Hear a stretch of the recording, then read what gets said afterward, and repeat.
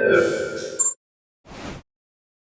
border security surge in the Rio Grande Valley is now entering its 5th month. With funding to continue the mission still in question, a small humanitarian organization has come up with a controversial approach to help illegal immigrants survive that journey. Fox 7's Rudy Koski has the details in this special Borderland report. For the past several months, small white flags have been spotted above the tree line in parts of Brooks County. Printed on each one is a red cross, the international symbol for aid. The flags are signals to lead thirsty travelers to blue drums filled with water jugs.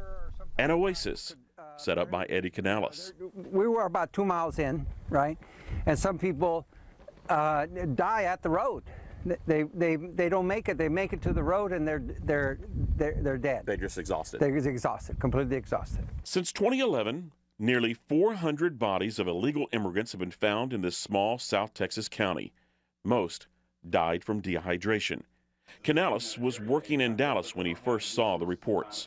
My first reaction was, we got to rescue people. He decided to tap into a water barrel idea being used in the California desert. In August of last year. How many you got out now? I got about 38 out right now.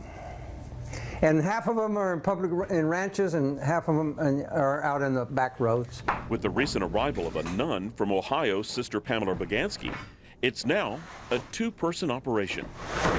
So far, the two have gone through nearly 1,000 gallons of donated water. We're arguing over working on putting a label on the bottles. We commonly, when bodies are found, commonly there's a water jug next to them.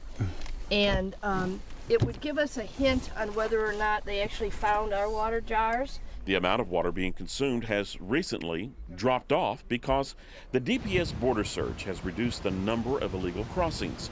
It's provided Canales and the sister with time to catch up on a mapping project. We would certainly really be racing if the phone calls were coming in at the pace they were 6 weeks ago. Red dots pinpoint bodies found in Brooks County. Those locations factor into where water stations are placed, which are marked with blue dots. So they're coming right down this way. They're coming down this way. Get the water and then head onto the main road, 285. Exactly right. 285 is their point where they get picked up and they're on the way to the big city. Canales wants blue barrels throughout South Texas.